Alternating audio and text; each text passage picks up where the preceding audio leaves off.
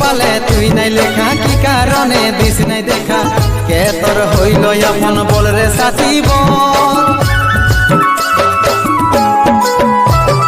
কাকে পায়ে গেলিস ভুলে অভাগা সন্দীপে বলে অবশেষে এমনি কি হই ভালোবাসার ফল ভালোবাসার ফল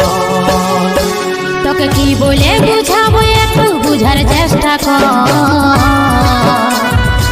আগে তো ছিল না জানা হবে রে এমন শুধু তুই পাশে নাই আজ রে আমার মদেই সাথী